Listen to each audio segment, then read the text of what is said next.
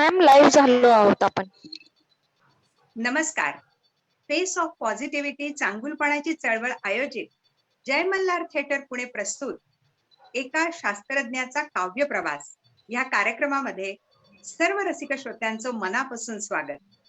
आजचे face of positivity असलेले सुप्रसिद्ध कवी आणि शास्त्रज्ञ श्री हेमंत गोविंद जोगळेकर यांचं जोरदार टाळ्यांनी आपण स्वागत करूया. नमस्कार सर. नमस्कार. चांगुलपणाच्या चळवळीचे संकल्पक आणि फेस ऑफ पॉझिटिव्हिटी या कार्यक्रमाचे संकल्पक, परराष्ट्र खात्याचे निवृत्त सचिव आणि राष्ट्रीय मानवाधिकार आयोगाचे सदस्य डॉक्टर ज्ञानेश्वर मुळे आज ते देखील उपस्थित आहेत. त्यांना आदरपूर्वक नमस्कार. मुळे सर, धन्यवाद. तुम्ही आल्यामुळे आज कार्यक्रमाची शोभा नक्कीच वाढली आहे. नाही, शोभा आपली शोभामूर्ती तर हेमंतजी आहेत आणि तुमचा फोर्स आमच्या बरोबर असल्याने ही मुलाखत नक्कीच रंगेल. फेस ऑफ पॉझिटिव्हिटी या कार्यक्रमाची प्रसिद्धी आणि प्रक्षेपण सांभाळणारी महाराष्ट्र माहिती तंत्रज्ञान सहाय्यता केंद्राची रुपाली भोसले हिचं विशेष कौतुक. आजच्या गप्पांना सुरुवात करण्यापूर्वी अगदी थोडक्यात श्री हेमंत जोगळेकर यांचा मी आपल्याला परिचय करून देते. खरं तर त्यांच्या अनेक वैविध्यपूर्ण कवितांमधून त्यांची ओळख आपल्याला नक्कीच झाली आहे, पण आपण त्यांच्या परिचयाचा थोडक्यात आढावा घेऊयात. श्री हेमंत जोगळेकरांचा जन्म पुण्याचा. त्यांचं सुरुवातीचं म्हणजे 3री पर्यंतचं शिक्षण ठाण्यामध्ये झालं. त्यानंतर त्यांच्या वडिलांनी वालचंद कॉलेज सांगली येथे प्राध्यापक म्हणून नोकरी स्वीकारली आणि म्हणून श्री हेमंतजींचं 4वी ते 11वी पर्यंतचं शिक्षण सांगलीच्या पटवर्धन हायस्कूलमध्ये झालं. पण दुर्दैवानं ते 11वीत असतानाच त्यांच्या वडिलांचं निधन झालं आणि मग त्यांची आई आणि ते पुण्याला आले. त्यावेळेस त्यांच्या एकुलत्या एक असलेल्या मोठ्या बहिणीचं लग्न झालं होतं. महत्वाची गोष्ट म्हणजे आईने पहिल्यापासूनच शिक्षिकेची नोकरी स्वीकारली होती आणि वडील गेल्यावर त्यांच्या आईने बीएडच्या टिळक कॉलेजमध्ये शिक्षिका म्हणून नोकरी स्वीकारली. श्री हेमंतजींनी 12वी पुण्याच्या फर्ग्युसन कॉलेजमधून केलं आणि पुढे IIT पवई मुंबई येथून केमिकल इंजिनिअरिंग मध्ये बीटेक केलं. ही खरंच खूप अभिमानाची गोष्ट आहे. महत्वाचं म्हणजे शालेय शिक्षण, कॉलेजचं शिक्षण या सगळ्या कालावधीत त्यांच्यातला साहित्यिक कायम जिवंत होता. अनेक वैविध्यपूर्ण वाचन, घरच्या घरी नियतकालिकेकरता लेखन, अशा अनेक गोष्टी त्यांच्या चालू होत्या आणि मग हळूहळू त्यांना कविता स्फुरायला लागल्या. IIT मधून बीटेक केल्यावर त्यांनी 2 वर्ष मुंबईत नोकरी केली, पण मग पुण्यात घर असल्याने त्यांनी 1974 साली पुण्यात सह्याद्री डायस्टफ इथे नोकरी स्वीकारली. पुढे हिंदुस्तान अँटीबायोटिक्स पिंपरी इथे 10 वर्ष ते कार्यरत होते आणि हा सगळा अनुभव गाठीशी घेऊन त्यांनी NCL मध्ये नियुक्ती त्यांची झाली. तिथे तब्बल 20 वर्ष ते कार्यरत होते आणि मग NCL म्हणजे राष्ट्रीय रासायनिक प्रयोगशाळेतून ते वरिष्ठ शास्त्रज्ञ म्हणून निवृत्त झाले. पण एकीकडे शास्त्रज्ञ म्हणून जबाबदारी सांभाळत असताना अर्थपूर्ण प्रेमाविषयीच्या, परस्पर नातेसंबंधांविषयीच्या अनेक कविता त्यांनी लिहिल्या. त्यांचे अनेक काव्य संग्रह प्रकाशित झाले. 1982 साली होड्या हा काव्यसंग्रह प्रकाशित झाला, ज्याला केशवसुत पुरस्कार मिळाला. 1984 साली माझा पण बेहद्द नाम मात्र गोडा त्यांच्या विडंबन कविता संग्रह प्रकाशित झाला. 1995 साली मनातले घर हा त्यांचा कविता संग्रह प्रकाशित झाला आणि त्या कविता संग्रहाला बालकवी पुरस्कार मिळाला. पुढे उघडे पुस्तक, तिसरा डोळा, उत्तरायण असे अनेक काव्यसंग्रह प्रकाशित झाले. 2013 सालच्या तिसरा डोळा या काव्यसंग्रहाला हा इंदिरा संत पुरस्कार मिळाला. याचबरोबर अनेक कविता संग्रहात त्यांच्या कवितांचा समावेश आहे. उदाहरणार्थ कविता दशकाची, अक्षर दिवाळी अंक, स्वातंत्र्योत्तर मराठी कविता संग्रह, कविता 20व्या शतकाची. 1975 ते 2000 या कालावधीतील काही मराठी कवितांचं इंग्रजीमध्ये भाषांतर करून कविता संग्रह काढण्यात आला. त्यामध्ये देखील त्यांच्या कवितांचा समावेश केला गेला. अभिमानाची गोष्ट म्हणजे भोपाळमधल्या कवी संमेलनामध्ये मराठी कवितेचं प्रतिनिधित्व त्यांच्या कवितांनी केलं. तसंच ओरिसामध्ये अखिल भारतीय कविता संमेलन देखील, त्या कविता संमेलनामध्ये देखील त्यांच्या मराठी कवितेनी प्रतिनिधित्व केलं. ही खूप आनंदाची आणि अभिमानाची गोष्ट आहे. अंतर्नाद सारख्या सुप्रसिद्ध दिवाळी अंकात अगा कवितांनो ही लेखमाला, त्याचप्रमाणे अगा कवींनो आणि पुन्हा कविता अशा विविध लेखमाला दर महिन्याला अशा पद्धतीने 2005, 2010 ते 11, 2013 ते 14 अशा वर्षांमध्ये प्रसिद्ध झाली.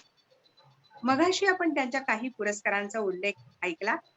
त्याचबरोबर 2008 सालचा महाराष्ट्र साहित्य परिषदेचा भा. तांबे ग्रंथकार पुरस्कार, 2015 सालचा आचार्य अत्रे स्मृती प्रतिष्ठानचा कवी केशव कुमार पुरस्कार, असे अनेक पुरस्कार इथे नमूद करताना विशेष आनंद होतोय. तर असे हे शास्त्रज्ञ आणि साहित्य दोन्हीमध्ये विशेष प्रावीण्य प्रस्थापित केलेले श्री हेमंत गोविंद जोगळेकर. नमस्कार हेमंतजी. नमस्कार. तुमच्याशी गप्पांना सुरुवात करण्यापूर्वी मी तुम्हाला सर्व रसिक श्रोत्यांच्या वतीने एक विनंती करते की आपण तुमच्या एका छानशा कवितेने या कार्यक्रमाची सुरुवात करूया. जरूर. सर्वात आधी मी इथे या कार्यक्रमासाठी मला बोलवल्याबद्दल चांगुलपणाची चळवळ आणि या चळवळीचे प्रणेते ज्ञानेश्वरजी मुळे यांचा खूप खूप आभारी आहे आणि अशा चांगल्या गोष्टीशी जोडलं जाण्याचाही मला अतिशय आनंद वाटतो. सुरुवात म्हणून मी माझी तेव्हा ना ही कविता वाचतो.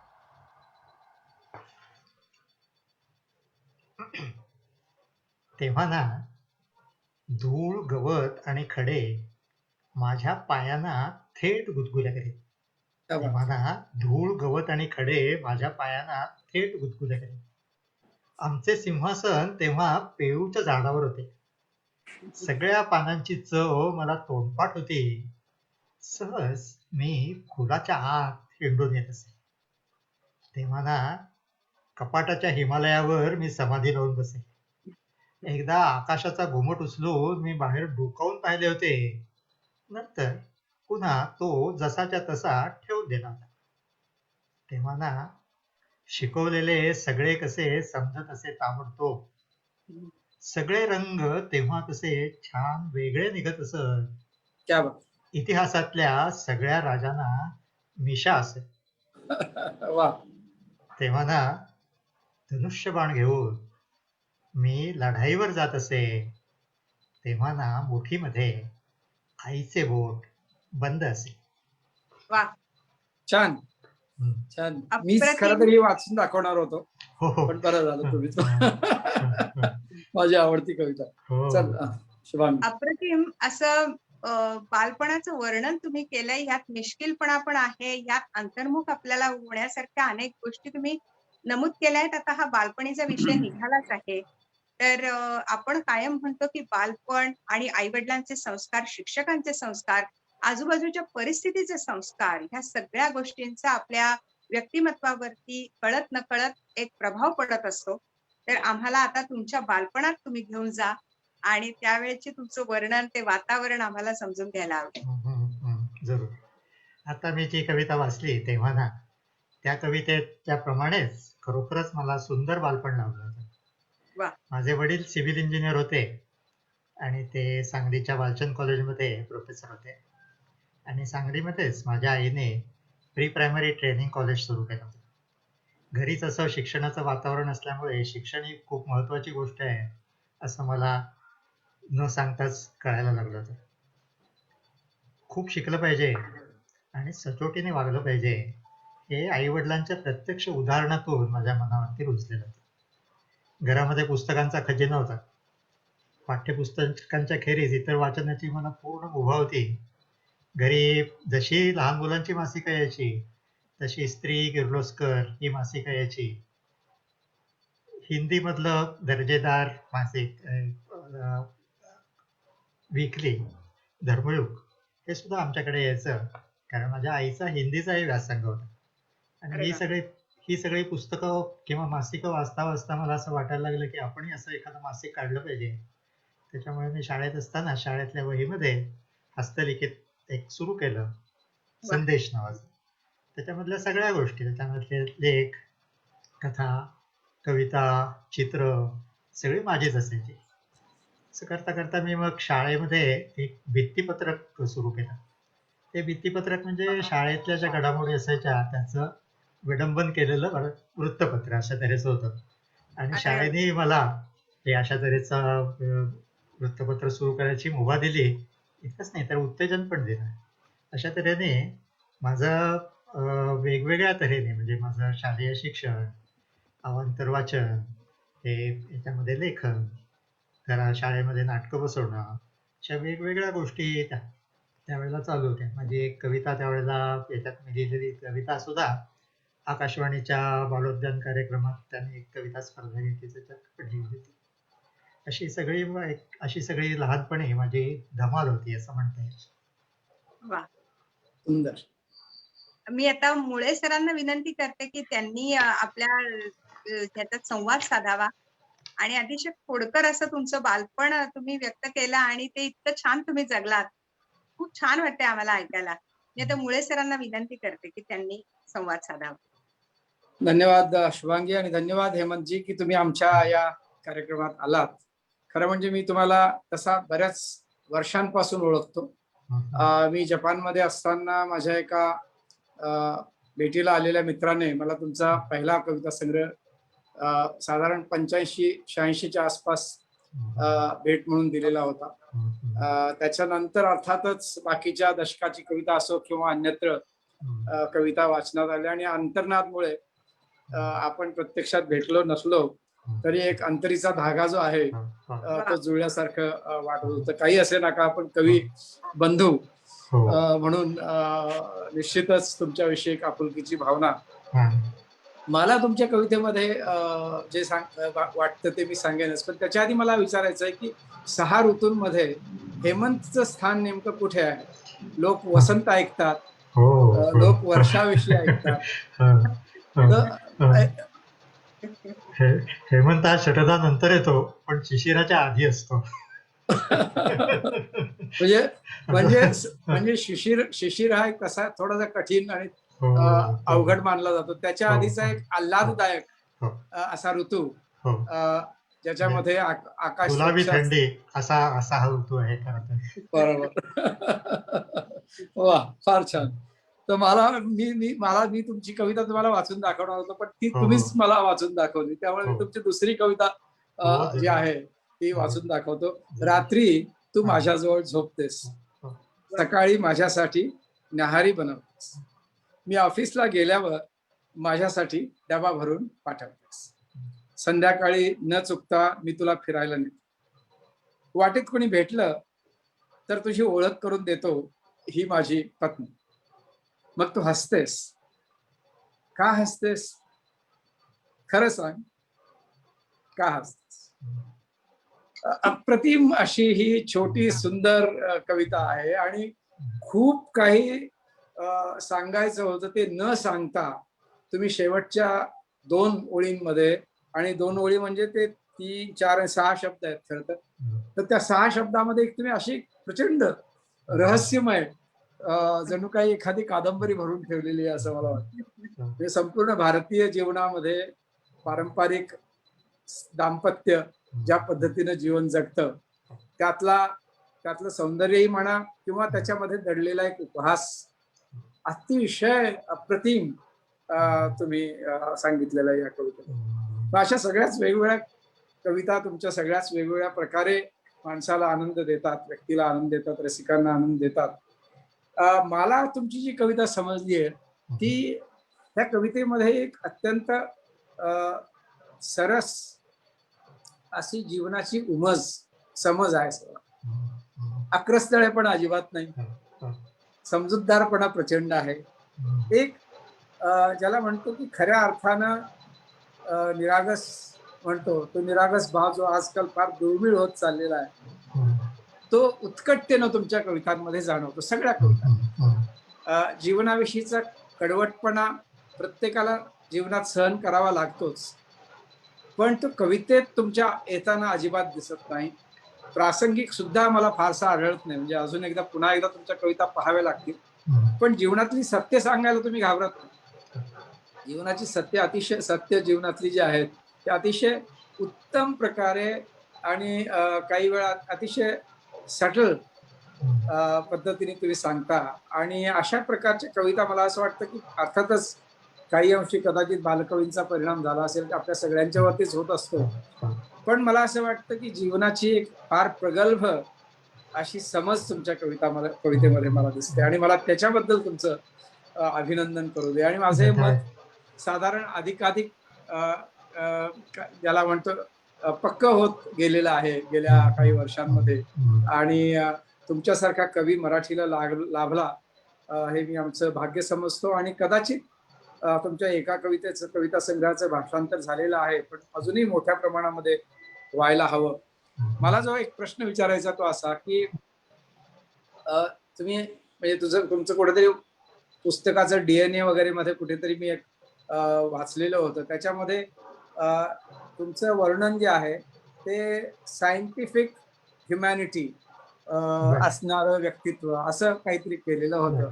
तर त्याच्याविषयी आम्हाला सांगा की शास्त्रज्ञ आणि कवी ह्या आपल्याकडे अनेकदा लोकांचा गैरसमज असतो की दोन टोकाची दोन ध्रुव आहेत, दोन ध्रुव आहेत. प्रत्यक्षात मला असं वाटतं की निर्मिती क्षमता जी आहे शास्त्रज्ञाकडे असावीच लागते आणि कवीचं तर ते व्यवच्छेदक लक्षणच मानतो. तर हे कशी तुम्ही हे थोडं आमच्या रसिकांना समजावून सांगा ना की हा काय प्रकार असतो, शास्त्रज्ञ आणि कवी खरं तर एकच कसा असतो किंवा असू शकतो. आणि तुमच्या रूपाने ते उदाहरण आमच्या समोर जिवंत अशा पद्धतीने आहे. आम्हाला खूप आनंद. मला बऱ्याचदा विचारलं जातं की तुम्ही शास्त्रज्ञ असून कवी कसा झाला, कवी कसे काय झाला. पण मी त्यांना सांगतो की मी कवी होतोच आणि कवी होतोय तरीही मी शास्त्रज्ञ झालो. बरोबर. पण कवी आणि शास्त्रज्ञ ह्या दोन गोष्टीमध्ये काही विरोध आहे असं मला वाटत नाही. एक कवी म्हणून माझ्याकडे जी सृजन क्षमता आहे ती मला शास्त्रज्ञ म्हणून काम करताना सुद्धा ती उपयोगी पडतेच. किंवा शास्त्रज्ञ म्हणून काम करताना जो लागणारा काटेकोरपणा आहे, ही शिस्त आहे, ती कदाचित माझ्या कवितेत पण येत असेल. त्याच्यामुळे ती शास्त्रीय ती कधी अशास्त्रीय होत नाही आणि ती तर्कनिष्ठ आणि थोडक्यात सांगणारी आणि काटेकोरी राहते असं मला वाटतं. बरोबर. त्याच्यामुळे ह्या दोन गोष्टीत काही विरोध आहे असं मला वाटत नाही. बरोबर आहे. आणि मला कवितेमध्ये अंधश्रद्धा येत नाही तुमच्या, तेही कदाचित तुमच्या शास्त्रीय दृष्टिकोनाचाच भाग असण्याची शक्यता आहे. आणि शास्त्र सुद्धा शेवटी समजायला सोपं असलं पाहिजे. म्हणजे कदाचित त्याची प्रक्रिया जी आहे ती शास्त्रज्ञाला माहिती असते, पण शेवटी जे उपकरण हाती येतं आपल्या, मग ते सेलफोन असू दे किंवा संगणक असू दे, तो सोप्या पद्धतीनेच आपल्या हातात येतो. खरी गोष्ट. या शुभांगी, दोन साहित्यिकांच्या इतक्या सुंदर गप्पा रंगल्या आहेत आणि मी पण या साहित्यिकांच्या ह्याच्यातच रंगून गेले खरं आणि विसरून गेले की मलाही काही प्रश्न विचारायचा आहे. पण खूप छान संवाद चालला आहे. मी असं आता तुमच्या सगळ्या बोलण्यातनं माझ्या लक्षात येते की बालपणापासून हे म्हणजे तुम्ही साहित्याकडे तुमचा ओढा होताच. तुम्ही वेगवेगळं वाचन केलेलं आहे आणि मला वाटतं तुम्ही लहानपणापासून तशा कविता करत होतात. पण पहिली कविता तुम्हाला कधी स्फुरली हे आम्हाला ऐकायला आवडेल. मी शालेय वयात कविता लिहितच होतो, पण त्या कविता या बालसुलभ उत्साहातून, थोड्याशा अनुकरणातून अशा आलेल्या होत्या. मी सिरियसली कविता लिहायला लागलो ते मी IIT असताना. त्यावेळेला मला असं जाणवलं की आपल्याकडे काही सांगण्यासारखं आहे, काही वेगळं सांगण्यासारखं आहे आणि ते सांगण्यासाठी मी मग लिहायला लागलो. काही स्फुट गद्य, कथा आणि मग कविताही लिहायला लागलो. अशा कविता लिहिता लिहिता त्यातल्या काही कविता मी किर्लोस्करकडे पाठवल्या. किर्लोस्करचे त्यावेळेचे कार्यकारी संपादक हो. मराठे यांनी त्यातली एक कविता अगदी आरती प्रभूंच्या कवितेला खेटून छापली आणि ती माझी प्रसिद्ध झालेली पहिली कविता. ती कविता पुढे माझ्या होड्या कविताची प्रारंभ कविता म्हणून सुद्धा तीच कविता ती त्याच्यामध्ये घेतली गेली होती. होड्या संबंधी त्या संग्रहाची प्रस्तावना विजय राजाध्यक्षांनी लिहिलेली आहे. तर त्यांनी या कवितेसंबंधी त्याच्यात असं म्हटलं होतं की कवीचं अवघं अनुभव क्षेत्र, त्याची आविष्कार शैली, काव्यदृष्टी याचं जवळजवळ संपूर्ण एकसंध असं प्रतिबिंब या कवितेमध्ये आहे. ती कविता होती मला एकदा पंख फुटले होते. अरे वा वा वा. ती कविता स्वतः तुम्हाला वाचून दाखवतो. हो. आणि आम्हाला होड्या कविता पण हो. ऐकायला आवडणार आहे. हा हो. कौतुकाचा क्षण खूप सुंदर वाटला तुमचा ऐकायला. तर ही कविता जी पहिली कविता म्हणून तुम्ही जी मला म्हणताय ती आहे हो. मला एकदा पंख फुटले होते. कविता अशी आहे, मला एकदा पंख फुटले होते फुलपाखरासारखे, वा. पण ते कोणाला कळलंही नाही. वाह. मी ते पंख कापून टाकले, बारीक बारीक तुकडे करून हळूच वाऱ्यावर सोडून दिले, पण तेही कोणाला कळलं नाही. अद्भुत, सुंदर. फारच थोडक्यात अगदी तुम्ही वर्णन केलेलं आहे. आणि मला वाटतं कवी जो होतो त्याचं ऑब्झर्वेशन हे खूप असतं. एक तर त्याला संवेदनशील असतोच त्याचं मन, आणि त्याचं मला वाटतं ऑब्झर्वेशन पण प्रचंड असतं. तुमच्या कवितांमध्ये खूप संबंध जे असतात एकमेकांमधले नातेसंबंध, ह्याच्यावरती पण तुमचं जास्त लक्ष लहानपणापासूनच आहे असं वाटतं. आणि ते सगळं तुम्ही तुमच्या कवितेमध्ये टिपलंय. आता आम्हाला आणि मला या कवितेविषयी असं वाटतं की आताच्या जगामध्ये निरागसता टिकवण्यापेक्षा लपवलेली चांगली. चांगुलपणा हा व्यक्त करण्यापेक्षा तो अव्यक्त राहू देणं चांगलं. त्यामुळे स्वतःचे पंख जे आहेत ते तोडून किंवा कापून किंवा त्याचे तुकडे करून जगणं हे एका अर्थानं कवीचं किंवा सहृदय माणसाचं किंवा संवेदनशील व्यक्तीचं भागधेय होऊन जातं. असा एक फार सुंदर त्याच्यातून संदेश लक्षात येतो किंवा त्याचा अर्थ जो आहे मला लक्षात येतो तो असा आहे. आणि हा विलक्षण सुंदर अर्थ या कवितेतून प्रतिबिंबित होताना दिसतो. मला स्वतःला असं वाटतं की ही जी आपली स्वतःची जी वेगवेगळ्या तऱ्हेची होणारी वाढ असते ती ही म्हणजे हे फुटणारे पंख आहे, पण ते कोणाला तरी कळावेत असं त्याला वाटतंय. आणि त्याला कळलं नाही तर त्याला कळावं त्या व्यक्तीला किंवा इतरांना, म्हणून ते तो पंख थेट कापूनच टाकतो. त्याच्या मागे त्याच्यात इतरांना कळावं ही गोष्ट ही असते, पण तो पंख आपले कापून टाकतोय ही गोष्ट सुद्धा कोणाच्या लक्षात येत नाही. संजय आर्वीकरांनी या कवितेबद्दल असं तुम्ही जसं म्हटलं होतं तसंच त्यांनी मत व्यक्त केलं होतं की ती ही सामाजिक जाणीवेची कविता वाटते की संवेदनक्षम व्यक्तीला असंवेदनक्षम जगात वावरताना कशाला सामोरं जायला लागतंय हे तुमच्या या पहिल्या कवितेतच दिसलं होतं. अगदी खरं, त्यांचं ऑब्झर्वेशन होतं. बरोबर. कवी हा व्यापारी होऊ शकत नाही. फार छान, फारच छान. हेमंतजी, तुम्ही होड्या ही कविता सादर कराल का आता? आम्हाला ऐकायला आवडेल ती. होड्या कवितेबद्दलही आधी थोडंसं सांगतो की ही कविता मी लिहिली 1972 साली, आणि 75 साली एक महाराष्ट्र टाइम्सने मासिक कविता स्पर्धेचा कार्यक्रम सुरू केला होता. तो त्यावेळेला मुख्यतः नवोदित कवींसाठी होता, आणि त्यामध्ये मोठे मोठे कवी किंवा समीक्षक हे एक प्रत्येक महिन्याला त्यांच्याकडे आलेल्या कवितातल्या सुंदर कविता निवडून त्या प्रसिद्ध करायच्या. त्या स्पर्धेसाठी मी ही होड्या कविता पाठवली, आणि त्या पहिल्या स्पर्धेचे परीक्षक होते मंगेश पाडगावकर. त्यांनी त्यावेळेला 5000 कविता आल्या आणि त्याच्यातून त्यांनी पहिल्या क्रमांकाने होड्या कवितेची निवड केली. तीच ही कविता. आणि ती कविता लिहून आता 45 वर्ष झालेत, पण तरीही ती लोक त्याची आठवण काढत असतात. तर मी ती कविताच आता तुम्हाला वाचून दाखवतो. त्याच्यामध्ये एक तारुण्यात पदार्पण करणारा मुलगा आहे, त्याच्याकडे काही पाहुणे आलेले आहेत आणि त्याला मनातनं काय वाटतंय आणि प्रत्यक्षात काय घडतंय याचं चित्र होड्या. मला पुष्कळ होड्या येतात, बंबी होडी, नांगर होडी, शिडाची आणि साधी होडी. बिट्टू काहीतरी म्हणत होता. तो नेहमीच काहीतरी म्हणतो म्हणा. कॉफी तर सगळेच प्यायलो, ती चालवीत आली होती म्हणे गाडी. बंबी होडी, नांगर होडी, शिडाची आणि साधी होडी. बोलणं तर बोलायचंच असतं. सगळेच काय काय बोलत होते. माझ्याशी नाही, पण ती ही चिकार बडबडली.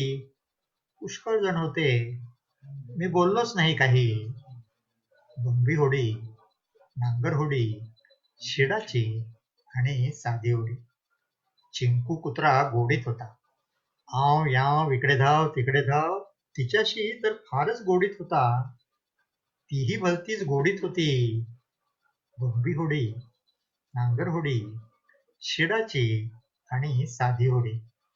दास अंकलनी मला विचारला पहिलाच प्रश्न दुसऱ्या वेळेला. मी सांगितलं म्हणा दोनदा, पण ती म्हणाली, पप्पा तुम्ही कमालच करता. बंबी होडी, नांगर होडी, शिडाची आणि साधी होडी. कॉफी तर तिनंच दिली. तेव्हा मी आणि गंधे काका चेस खेळत होता. फरसाण सुद्धा तिनंच आणलं. एकदा घेतलं, दुसऱ्यांदा नाही म्हणाला. बंबी होडी, नांगर होडी, शिडाची आणि साधी होडी. दारापर्यंत सगळेच गेलो. तीही म्हणाली, बऱ्या अंकल, बऱ्या आंटी, टाटा बिट्टू, टाटा चिंकू. दारापर्यंत सगळेच गेलो. तीही म्हणाली, बऱ्या अंकल, बऱ्या आंटी, टाटा बिट्टू, टाटा चिंकू. नंतर म्हणालीच नाही काही. बंबी होडी, नांगर होडी, शिडाची आणि साधी होडी. पाऊस ना पडलाच नाही. पाऊस ना पडलाच नाही. पाणी ना वाहिलंच नाही. होड्याना सोडल्याच नाहीत. होड्याना केल्याच नाहीत. पण मला पुष्कळ होड्या येतात. बंबी होडी, नांगर होडी, शिडाची आणि साधी होडी. वा, ह्याच्यातली खूप गहराई आहे ह्या कवितेतली. ती थोडीशी तुम्ही सांगू शकाल का प्रेक्षकांच्या दृष्टीने? म्हणजे ही प्रेम भावना जी आहे, थोडेस त्याच्याबद्दल त्याच्यातला त्याचा जो निवेदक आहे, तो एक तारुण्यात पदार्पण करणारा मुलगा आहे. आणि त्याच्याकडे जे पाहुणे आले त्याच्यामध्ये एक मुलगी आहे. या मुलीबद्दल त्याला मनातनं काय वाटतंय आणि प्रत्यक्षात काय घडतंय याचं हे चित्र आहे. याच्यामध्ये त्याच्या जी ओळ येते ध्रुवपदासारखी, तो एखादा लहान मुलाने आपल्याला किती वेगवेगळ्या तऱ्हेच्या होड्या येतात असं ऐटीत सांगावं, तसं मला पुष्कळ होड्या येतात. बंबी होडी, नांगर होडी, शिडाची होडी, साधी होडी, असं तो सांगतो. पण असं जरी असलं तरी प्रत्यक्षात होड्या हे जे आहे ते कम्युनिकेशनचं प्रतीक आहे, की तो होड्यातून बसून आपण एका तीरावरनं दुसरीकडे जातो.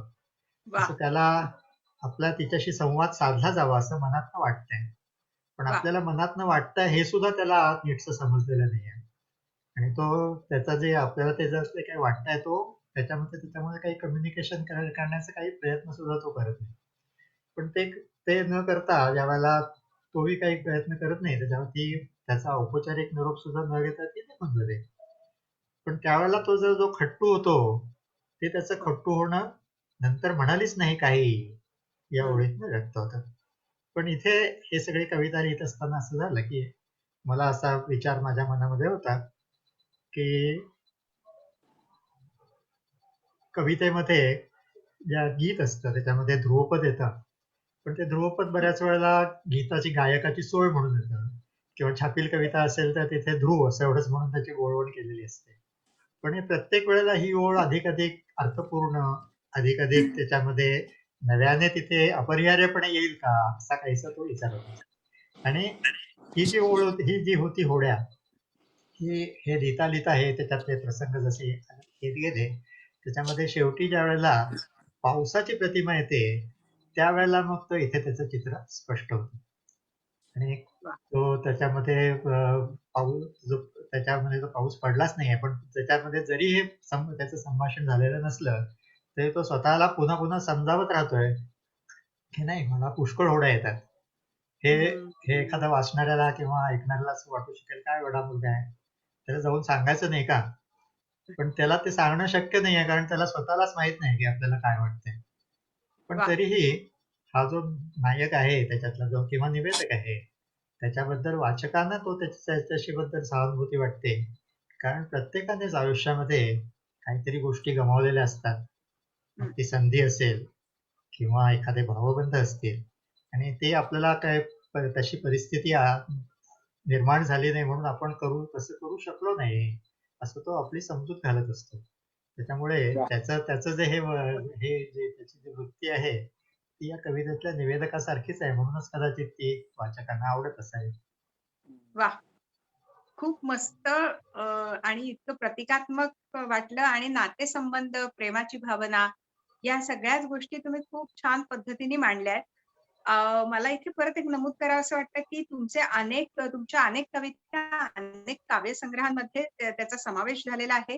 तर गोल्डन एज पब्लिकेशनच्या 16 इनसाइडर्स या काव्यसंग्रहात 16 मराठी कवींच्या 6 कविता इंग्रजीमध्ये ट्रान्सलेट झाल्यात. तर प्रत्येकी ही पण सांग. आमच्या सगळ्यांसाठी खूप कौतुकाची आणि अभिमानाची गोष्ट आहे समजल्यावरती.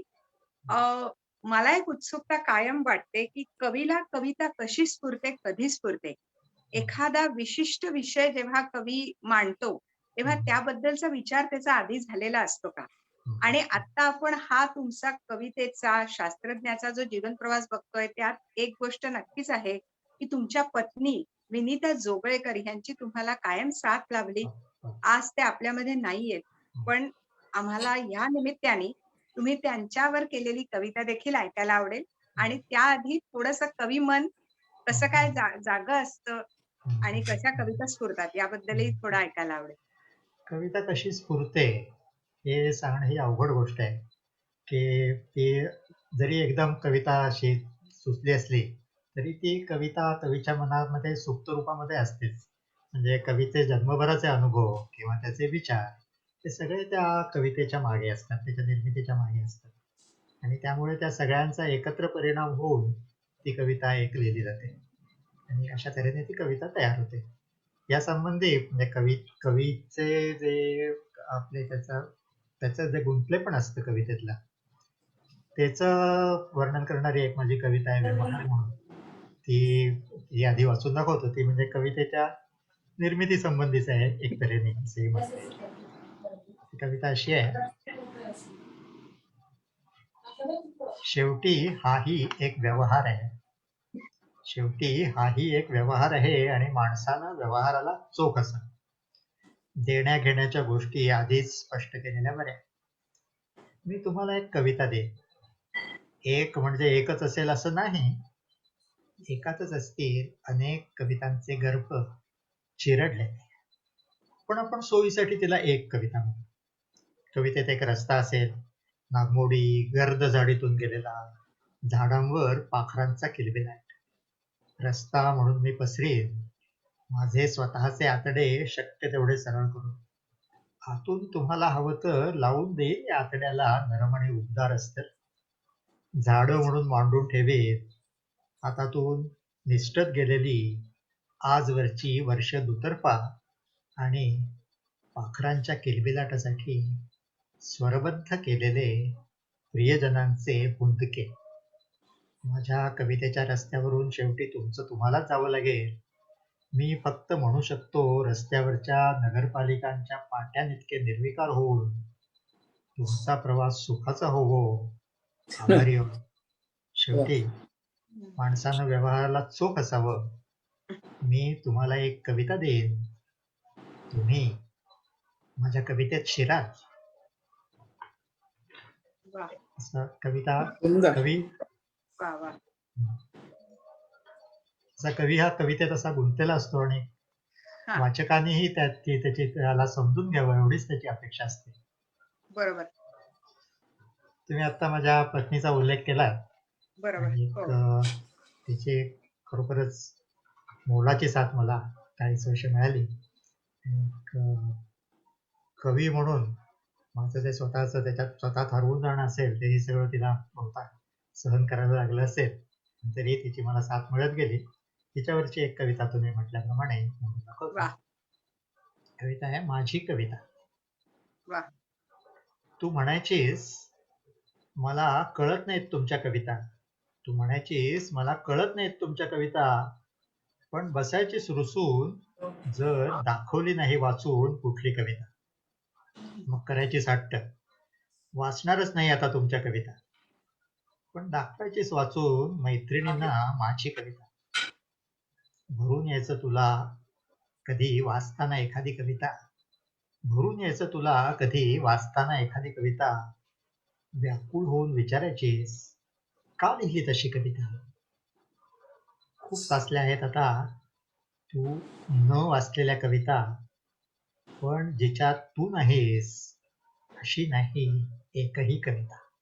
वा वा वा वा वा वा वा वा खरंच छान छान म्हणजे ह्याच्या पुढे काय बोलूच नाही असं वाटतं. इतका तुमचा ऋणानुबंध आणि इतके तुमचे जे मनाचे धागे आहेत ते कायमस्वरूपी जोडले गेलेले आहेत आणि हे तुम्ही शब्दात मांडता हे खरंच म्हणजे हा वेगळेपणा आहे कवीचा आणि ही सर्जनशीलता जी आहे ही खरंच एक वेगळेपणाच आहे जो दुसऱ्यांनाही आनंद देतो आणि स्वतःलाही व्यक्त होता येतं.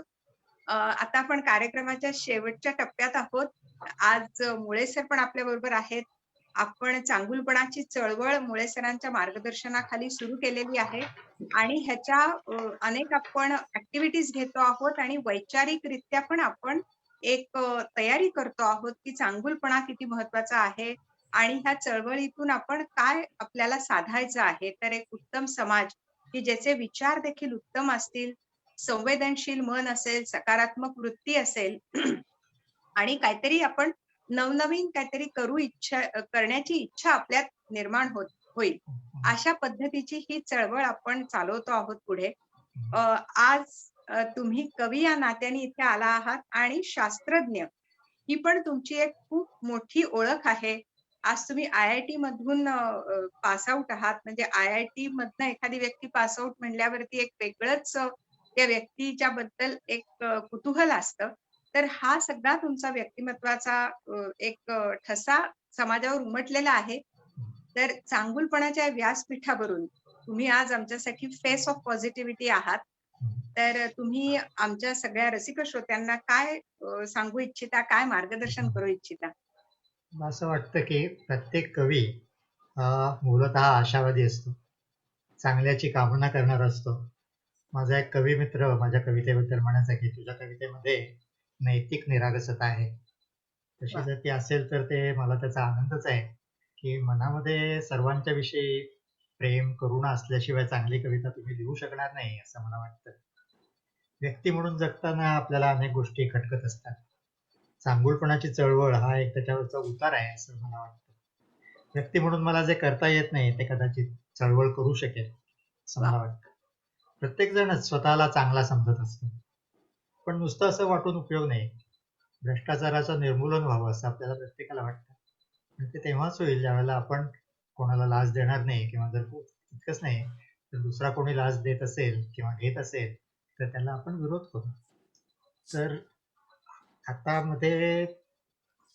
आता अशा तऱ्हेने म्हणजे जर आपल्याला चांगुलपणाच्याकडे जायचं असेल तर त्याच्यासाठी वाईटपणा पत्करून सुद्धा आपल्याला स्वतःला चांगुलपणाकडे आपण तिकडे गेलं पाहिजे. तर सध्या कोरोना काळामध्ये आपण आपल्याला हा अनेक गोष्टी आपल्याला तो शिकवत आहे की एकमेकांना मदत करण्याचं महत्व आपल्याला कळत आहे, स्वच्छतेचं महत्व आपल्याला कळत आहे. रस्त्यात कोणी थुंकत असेल तर पूर्वी आपण तिकडे मान फिरवून चालायला लागायचो, आता आपण त्याला अडवण्याचं काम पण आता आपण करू शकतो. आणि आता आपल्याला पर्यावरणाच्या सुद्धा रक्षणाचं महत्व उमगत आहे. सगळेजण आपण स्वतःला चांगले समजत असतोच, पण त्याच्यामध्ये चांगुलपणाचे जर आपल्याला जो वाढीस लावायचा असेल तर आपण स्वतःच्या चांगुलपणावरती जेवढा विश्वास ठेवतो तेवढाच इतरांच्याही चांगुलपणावरती विश्वास ठेवला पाहिजे. आणि हा विश्वास जो आहे तो आपण आपल्या मुलाबाळांच्या पर्यंतही पोहोचवला पाहिजे असं मला वाटतं. असं माझ्यापर्यंत हा विश्वास कसा आला याच्याबद्दलची एक माझी कविता आहे, तीच वाचून दाखवतो आणि थांबतो. ती कविता आहे दौलत.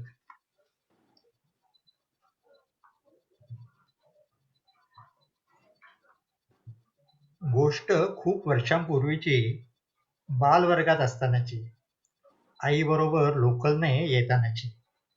फर्स्ट क्लासच्या लेडीज डब्यात मी आणि आई दोघंच. सीटच्या गादीवर दिसले मला 2 आण्याचे नाणे चमकते. कॅमेऱ्याचा फ्लॅश उडावा तसे माझे डोळे चमकले. हातात घेत आईला म्हणालो, 2 आणे. आई म्हणाली, आपले नाही ते नाणे, मला ते हवे होते, ते माझे असणार होते. 2 आण्यात घेता येतील अशा किती गोष्टी होत्या, घेऊया ना. जे आपलं नाही ते कधी घ्यायचं नाही. मला ते नाणं तसंच सोडवेना. हिरमुसून मी ते गादीच्या फटीत कोंबून ठेवलं. पुटपुटलो, मी आहेत ते तिथे पेरलेले. त्यानंतर काही वर्षांनी हायस्कुलात गणिताचा पेपर माझा केव्हाच सोडवून झालेला. सरांच्याकडे पेपर देऊन मी आवरावर सुरू केली. सरांनी पेपर वाचून पाहिला. मग माझ्याकडे येऊन एका गणितावर बोट ठेवून सर म्हणाले, हे गणित बरोबर आहे. एकदम चमकल्यासारखी मला 2 आण्यांची चूक दिसली. पण सरांनी दाखवल्यावर आता ती कशी दुरुस्त करावी. मान खाली घालून पुटपुटलो, बरोबर आहे. दप्तर उचलून घरी आलो. घरी आल्यावर आई म्हणाली, सगळी गणितं बरोबर आली. एका गणितात माझ्या उत्तरात 2 आणे जास्त आले. कुठून आले? ओ मी तिला सांगितलं नाही, पण मला समजून चुकलं. आम्ही जे पेरले होते ते बरोबर उगवून आले. क्या बात, सुंदर वा. सुंदर सुंदर. अप्रतिम असं कवितेचं जे एक महत्व आणि त्याच्यातलं सामर्थ्य हे आज तुमच्या बोलण्यातनं आणि तुमच्या कवितेतनं कळलं. आणि मुळे सर कायम जे म्हणत असतात की सर्जनशीलता, क्रिएटिव्हिटी याचं किती महत्व आहे हे देखील आज परत एकदा ह्याचा प्रत्यय आला. कार्यक्रमाच्या आता शेवटाकडे आपण आलो आहोत. श्री हेमंत गोविंद जोगळेकर आज आपल्या या व्यासपीठावर आलेत आणि त्यांनी आपल्याला बहुमोल एक मार्गदर्शन केलं. वेगवेगळे विचार त्यांनी आपल्या पुढे ठेवलेत आणि प्रामाणिकपणा, जीवनातली मूल्य कशी आपण कायम सातत्याने त्याचा वापर केला पाहिजे आणि ती लक्षात ठेवली पाहिजेत, हे त्यांनी ज्या पद्धतीने सांगितलं. त्याचबरोबर शास्त्रज्ञ आणि कवी हा कसा काय एखाद्या व्यक्तीमध्ये या अनेक गुण असू शकतात आणि त्याचा कसा जीवन समृद्ध करताना त्याचा उपयोग होतो, या सगळ्या गोष्टी आज आपल्याला कळल्या. जोगळेकर सर, तुम्ही आज या व्यासपीठावर आलात, आपलं बहुमोल मार्गदर्शन केलं, याबद्दल मी चांगुलपणाच्या चळवळीच्या वतीने आणि जयमल्हार थिएटरच्या वतीने मी आभारी आहे. औपचारिकता नाही, पण मनापासून डॉक्टर ज्ञानेश्वर मुळे जे आमचे मार्गदर्शक आहेत ते आज आल्यानी आम्हाला खूप छान वाटतंय. त्यांचे आभार मी मानणार नाही, पण आमच्या सगळ्यांचं हे एक भाग्य आहे की असा आम्हाला एक मार्गदर्शक लाभलेला आहे. सर्व रसिक श्रोत्यांचे देखील मनापासून आभार. आणि पुढच्या शनिवारी आपण परत भेटणार आहोत एका नवीन फेस ऑफ पॉझिटिव्हिटीला घेऊन, त्यांचे विचार ऐकून आपलं जीवन अधिक समृद्ध आणि अधिक सकारात्मक करण्याकरता. तोपर्यंत पूर्णविराम. धन्यवाद. जय हिंद, जय महाराष्ट्र. नमस्कार, धन्यवाद. जय हिंद. धन्यवाद हेमंतजी, खूप छान धन्यवाद. वाटलं. मलाही खूप पुन्हा छान भेटूया वाटलं. आपण. पण हो, मन जरूर. नाही भरलं कारण खूप कमी ऐकायला मिळालं. पण हो, लवकरच कदाचित पुन्हा वेगळ्या फोरम वरती हो, आम्ही जरूर, तुम्हाला बोलू जरूर, जरूर. आणि जरूर या तुम्ही. मला इथे तुम्ही बोलवलात त्याचाही मला खूप आनंद झाला आहे. नाही. तुमचे ठीक सर्वांचे आहे, आम्ही आणि आता राहू, प्रेक्षकांचे आभार तुमच्या मानतो. संपर्कात राहू आम्ही हो, आणि पुढे नेऊ. नक्की. धन्यवाद. धन्यवाद.